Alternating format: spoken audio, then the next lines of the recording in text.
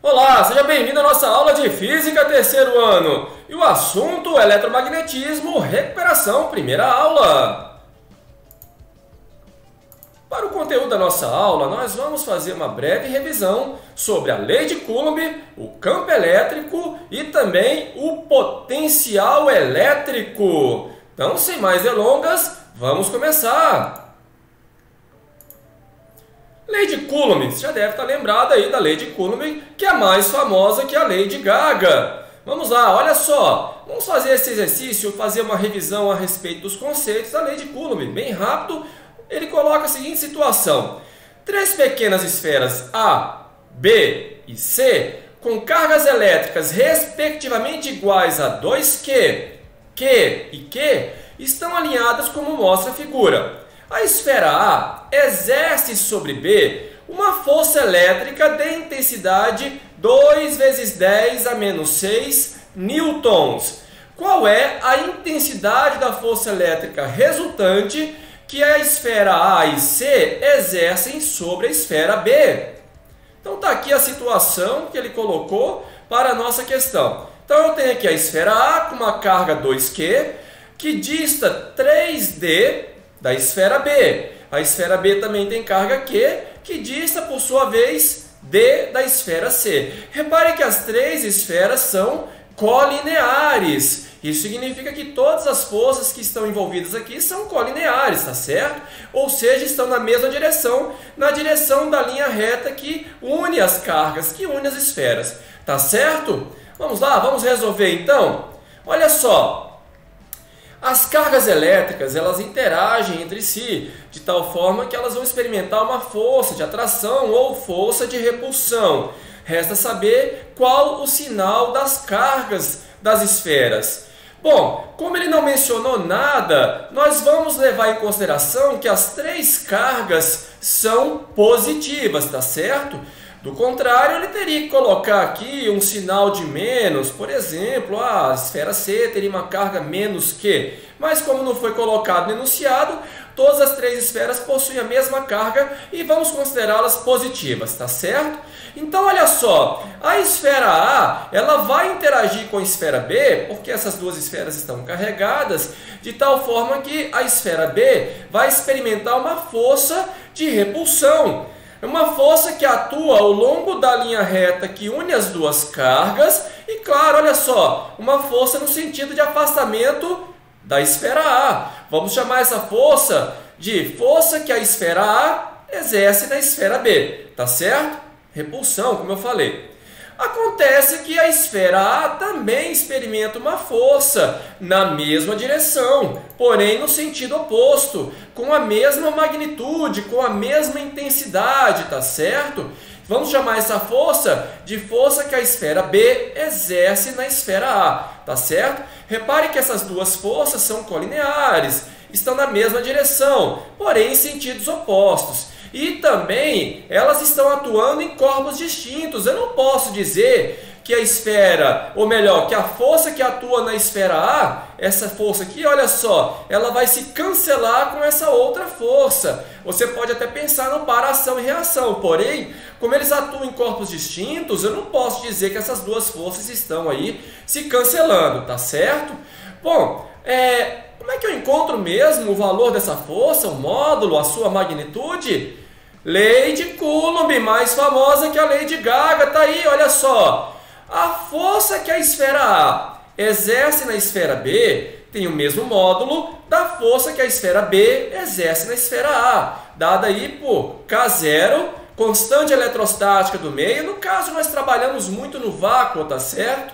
Vezes módulo da carga da esfera A, vezes o módulo da carga da esfera B, dividido pelo quadrado da distância que separa essas duas cargas, tá certo? Embora ele tenha falado aí em esferas, nós estamos desprezando o raio, ou até mesmo, se você quiser, o diâmetro das esferas e considerando essas esferas como cargas pontiformes, tá certo? O valor da constante K0 no vácuo você já sabe, 9 vezes 10 elevado a nona newtons metro quadrado por coulomb ao quadrado, tá certo? Bom, mas nesse caso, se você quiser, você pode até substituir, mas não vai ser necessário. Vocês vão ver aí que não precisa substituir esse valor da constante K0. Vamos lá, vamos encontrar então a expressão dessa força, a força que a esfera B exerce sobre a esfera A e a força que a esfera A exerce sobre a esfera B. Vamos lá? Então, olha só, o valor dela eu já sei, ele deu no enunciado 2 vezes 10 a menos 6 newtons, tá certo? Isso vai ser igual a K0 vezes o módulo da carga da esfera A, 2Q, vezes o módulo da carga da esfera B, Q, dividido pelo quadrado da distância que separa essas duas cargas. Olha só, 3D elevado ao quadrado, eu vou ter então 9D ao quadrado, tá certo? Bom, aqui não tem muito segredo, tá bem simples, basta você simplificar esse 2 aqui, olha, do lado direito da equação com 2 do lado esquerdo. Simplifica esses 2 aqui, olha, bacana, né? Simplifica os 2. E aí o que você pode escrever? Passo 9 para o outro lado da igualdade multiplicando, você pode escrever que 9 vezes 10 a menos 6 vai ser igual a K0 vezes Q dividido por D ao quadrado. Eu vou até deixar desse jeitinho, não vou nem mexer, tá certo? Se você quiser, você pode pegar Q vezes Q e escrever Q elevado ao quadrado sem problema nenhum, tá? Tranquilo. Mas eu vou deixar exatamente do jeito que está e vou guardar essa expressão aqui, tá certo? Ela vai ser útil agora quando eu vou encontrar a interação entre as esferas B e C agora, tá certo? Vamos lá? Olha só, a esfera C também interage com a esfera B, independente da presença da esfera A, tá certo? De tal forma que a esfera B também vai experimentar uma força, e no caso é uma força de repulsão, porque a esfera C tem a mesma, ou melhor, a mesma carga, por que não, né? A mesma carga da esfera B, mesmo sinal, mesmo módulo, tá certo? Então a esfera B experimenta uma força que atua na mesma direção da linha reta que une a esfera B e a esfera C, só que no sentido de afastamento da esfera C. Como eu falei, repulsão. Então aqui eu tenho a força que a esfera C exerce na esfera B, tá certo?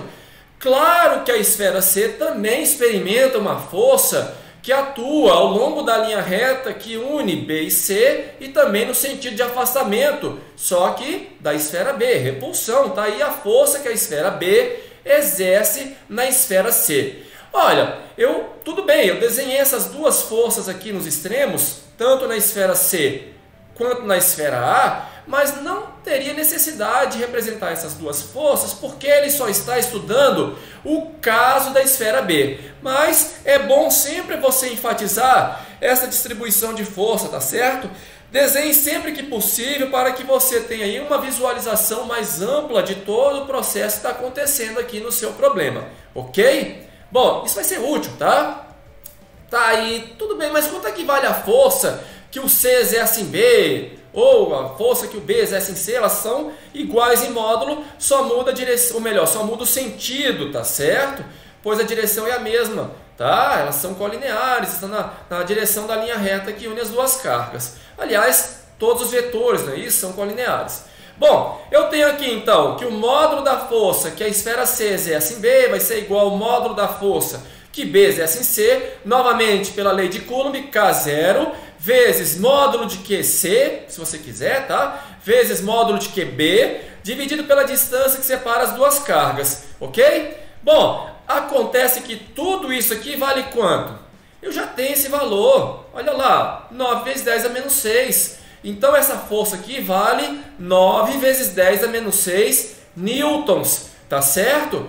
Tá, mas quem é a força resultante na esfera B? Repare que as duas forças estão na mesma direção. Essa linha reta aqui, são colineares, tá? Só que uma aponta para a esquerda e a outra para a direita. Acontece que a força que aponta para a esquerda, a força que C exerce em B, tem maior módulo. Então basta subtrair os módulos. Vou pegar o maior menos o menor, tá certo? Então tá aí. A força resultante, então, vai ser igual à força que o C exerce em B, em módulo, claro, menos a força que o A exerce em B. Então, basta subtrair aqui, olha, os módulos, 9 menos 2, 7. Se você quiser, coloca aqui o 10 a menos 6 em evidência e vai ficar 9 menos 2 sem problema nenhum, tá? 7 vezes 10 a menos 6 newtons. Eu não representei aqui, tá certo? Porque ele pediu o quê? Ele pediu somente a intensidade, ou seja, o módulo da força resultante. Mas e se fosse pedido para onde que aponta a força resultante? Aí você ia representar um vetor para a esquerda, tá certo? Porque o FCB ganha do FAB, tá certo? Então a força resultante em B seria para a esquerda, se você tivesse que representar o vetor força resultante, ok? Mas vamos estudar aqui algumas situações possíveis que poderia ser diferente nesse problema. Por exemplo, se a esfera A fosse positiva, continua sendo positiva, só que a esfera B é negativa. Se a esfera B é negativa, tem carga negativa, então esse vetor aqui, olha, o FAB, ele estaria apontando a favor do FCB, tá certo? E se a esfera C é positiva, aí eu teria o inverso também aqui, olha, para o FCB. Aí ele vai apontar no sentido do FAB, eles vão trocar aqui de sentido.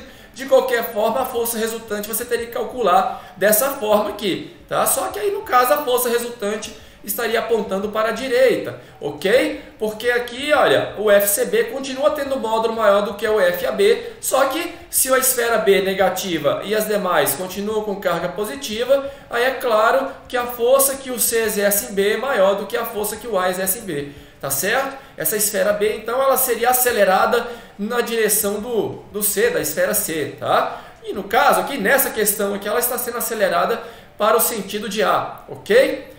Bom, mas e se todo mundo fosse negativo, ia permanecer do jeito que está, tá certo? E se a esfera C fosse negativa, se a esfera C, somente a esfera C fosse negativa, aí o FCB seria invertido.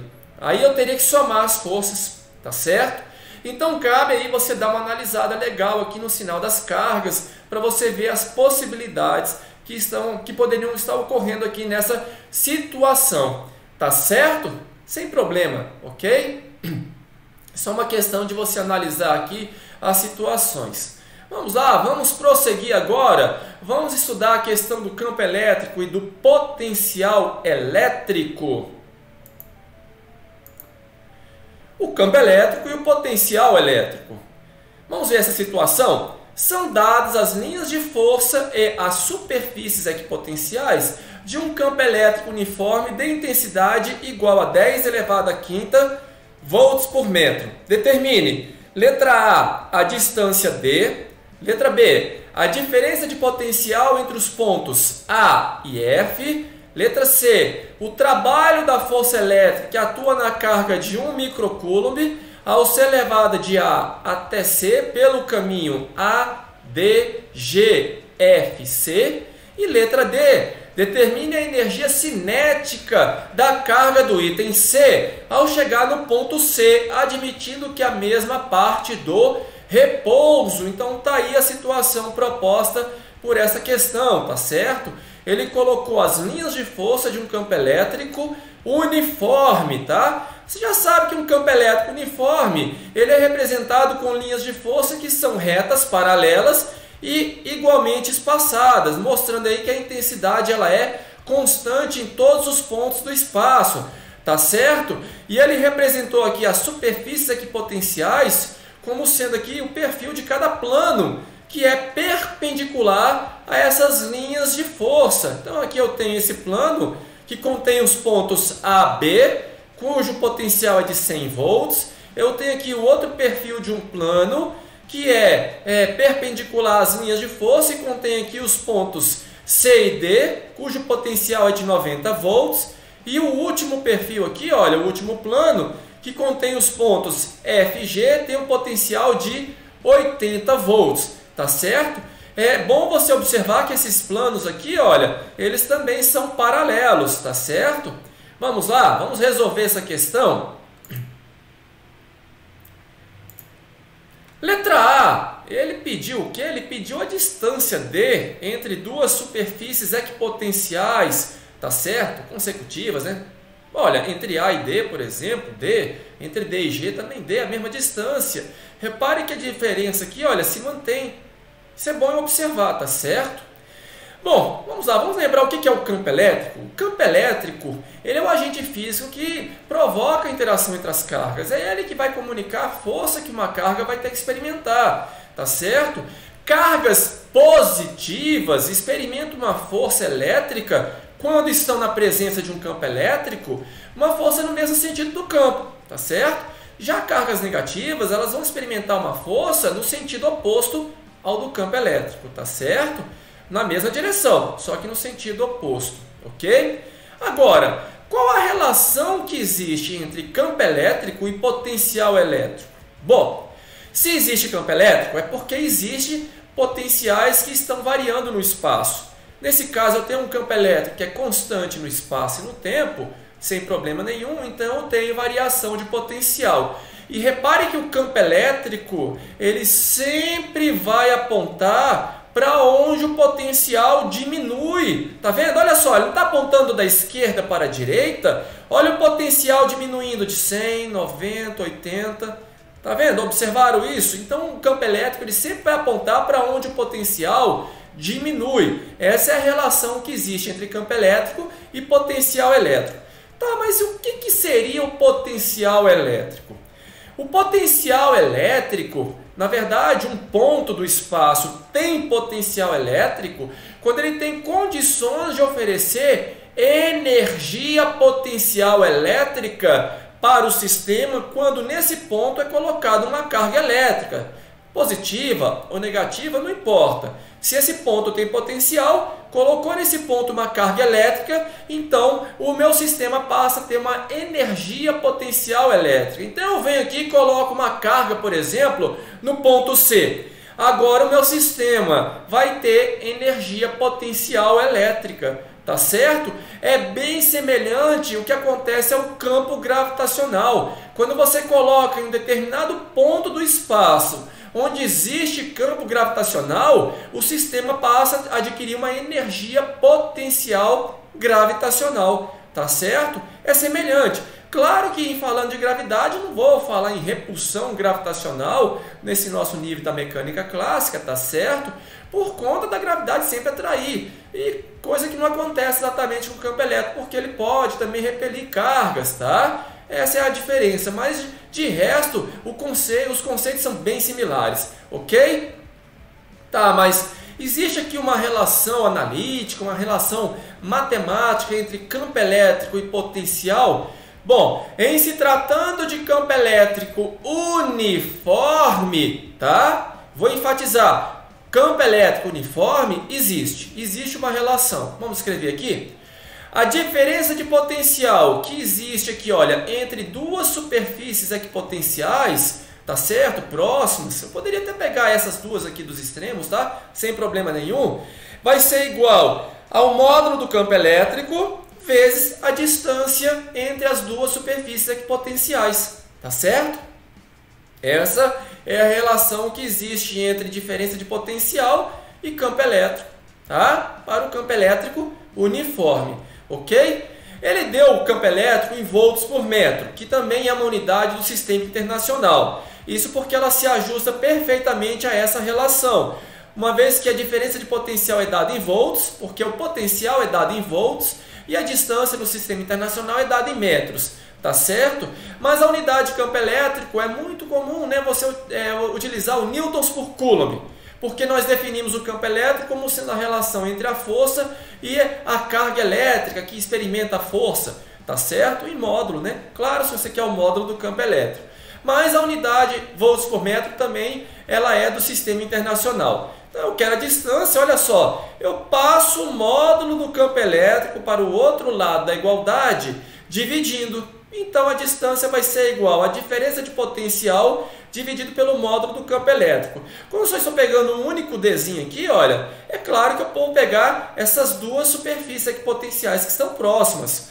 100 e 90. Poderia também pegar 90 e 80, sem problema nenhum, a distância é a mesma. tá? E a diferença de potencial se mantém, olha, sempre de 10 volts, não é isso? Olha, 100 para 90, 10, né? E 90 para 80 também é uma diferença de 10 volts. E eu vou pegar a favor do campo elétrico para pegar uma diferença de potencial positiva, tá? Se eu venho ao contrário, eu vou pegar uma diferença de potencial negativa, aí eu teria que considerar o módulo do campo elétrico negativo, só porque eu estou invertendo aqui o sentido, tá certo? Mas não faça isso. Fica sempre a favor do campo elétrico para facilitar a sua vida, ok? Bom, então eu tenho aqui a diferença de potencial de 10 volts, dividida aqui pelo módulo do campo elétrico, que vale 10 a quinta, de acordo com o texto. Então a distância D aqui é de 10 a menos 4 metros, tá? Indo a favor do campo, claro, falar no sentido contrário, deixa para lá. Olha só, então eu tenho a distância valendo 10 a menos 4 metros. A distância entre a superfície contém o ponto A e o ponto G, então 2 vezes 10 a menos 4 metros, tá certo? Vamos lá, vamos para a letra B. Letra B, ele quer o quê? Ele pediu a diferença de potencial entre A e F, não é isso? A diferença de potencial entre esse ponto A e o ponto F é igual à diferença de potencial entre o ponto A e esse ponto aqui embaixo. Por quê? Porque esses dois pontos, o ponto F e G, eles estão na mesma superfície aqui potencial. Portanto, eles possuem o mesmo potencial. Os dois, 80 volts. Então, calcular entre A e F é a mesma coisa que calcular entre A e G. Tá certo? 20 volts. Tá? Essa é a diferença de potencial. Vamos lá para a letra C. Letra C. Ele quer saber aí, olha, qual é o trabalho realizado pelo campo elétrico para transportar uma carga de 1 microcoulomb do ponto A até o ponto C, tá certo? Não importa o caminho que você vai pegar para sair de A e chegar até o ponto C. A diferença de potencial vai ser a carga vezes a diferença de potencial entre os pontos A e C, tá certo? Mas ele queria que pegasse o caminho entre A e D, depois D, G, depois G, F e F, finalmente C. Se você fizer para cada trecho, você vai encontrar o mesmo valor que eu encontrei aqui. Olha, a carga tem de 1 microcoulomb vezes a diferença de potencial entre A e D mesmo, porque D e C têm o mesmo potencial de 90 volts. Tá certo? Vamos lá, mas vamos analisar aqui com calma. De A para D, a diferença de potencial é de 10 volts. Então, eu pegaria a carga vezes 10 volts. De D para G, eu vou pegar também a mesma carga para a mesma diferença de potencial de 10 volts. Agora, de G para F, não tem trabalho realizado pela força elétrica ou pelo campo elétrico, esse campo elétrico uniforme. Por quê? Porque não tem diferença de potencial. E além disso, a força ela está na mesma direção do campo elétrico. No mesmo sentido se a carga é positiva, e claro, no sentido oposto ao do campo se a carga é negativa. E repare que a força vai ser perpendicular ao deslocamento, então não teria por que realmente essa força realizar trabalho no deslocamento de G até F, tá certo? Agora, de F para C, tem trabalho. Acontece que a força é a favor do campo e o deslocamento é contra, então o trabalho seria negativo. Seria o mesmo trabalho realizado de D para G, só que com valor negativo. Então esses dois trabalhos se cancelam, por isso que eu falei que se resume simplesmente a pegar a carga e transportar de A para D, porque o C tem o mesmo potencial de D, tá certo? Vamos lá? Olha só, a carga 1 microcoulomb, 10 a menos 6 coulombs, e ela já é positiva, tá? Do contrário, eu teria que colocar um sinal negativo aqui. Lembre-se que trabalha uma grandeza escalar, podendo ser negativo. Claro, se é contrário, aí é o deslocamento. Mas aqui a carga é positiva e está a favor do deslocamento. A diferença de potencial positiva, indo de A para D. E a diferença de potencial entre A e D, 10 volts. Então, 10 vezes 10 a menos 6, 10 a menos 5 joules. Esse é o trabalho realizado para todo esse deslocamento. Tá certo? Ah, mas e se eu quisesse ir de A para B e de B para C? Mesma história. Você vai ter o mesmo trabalho realizado pelo campo elétrico, tá certo? Posso ir na diagonal aqui? Sem problema nenhum, tá? Mas é o mesmo trabalho realizado se você vai em linha reta de A para D, tá? Não depende da trajetória. Só depende da diferença de potencial entre A e C tem o mesmo potencial de D. Tá certo? Tranquilo, né? Letra D, ele quer o que mesmo? A energia cinética. Bom, tá misturando aí os conceitos de dinâmica lá do primeiro ano, tá certo? Aquele assunto que você aprendeu lá em mecânica. E aqui, olha, a parte de eletricidade, vamos lá? Você vai lembrar que o trabalho da força resultante é a variação da energia cinética. Estão lembrado disso? Pelo teorema do trabalho? E o que é energia cinética? Energia de movimento, você pode dizer, massa da partícula vezes a velocidade da partícula ao quadrado dividido por 2. mv ao quadrado sobre 2, isso é energia cinética, tá certo? Trabalho então, variação da energia cinética final menos a energia cinética inicial. Bom, ele falou que a partícula parte de A do repouso, não foi isso que ele falou? Então a energia cinética inicial, zero, porque a velocidade inicial é zero, tá certo? Então a energia cinética final, que é exatamente a energia cinética no ponto C, vai ser igual ao trabalho que foi realizado. Exatamente esse que você encontrou na letra C, 10 a menos 5 joules. É a carga do item D, a mesma carga do item C, não é? Ele quer saber somente a energia cinética final. E olha que legal, se ele tivesse fornecido a massa, eu saberia qual era a velocidade. Eu encontrava aqui a velocidade da partícula. Se ele tivesse fornecido a massa da partícula, tá certo? Seria fácil encontrar a sua velocidade, ok? Então tá aí, a energia cinética no ponto C, 10 a menos 5 joules, ok? Bom, eu sugiro que você pegue essas duas questões e faça novamente essas duas questões sem visualizar a resolução. Restando dúvida, volte novamente no vídeo e veja qual foi a solução que eu fiz aqui, tá certo? E sempre que possível, retorne à teoria. Claro, eu fiz aqui um resumo muito breve, mas tem muito assunto para você dar uma resumida, dá uma estudada, tá certo? Dá uma lida lá nos capítulos referentes aí à parte de lei de Coulomb, referente também a campo elétrico e potencial elétrico, tá certo? Um pouquinho extenso, mas é sempre bom resumir, dar uma lida aí bem rápida nessa matéria e tente fazer novamente essas questões sem visualizar aí a resolução, tá certo? Restando dúvida, volte e veja a solução das questões. Bem, terminamos por aqui. Espero que você tenha aproveitado bastante e até a próxima!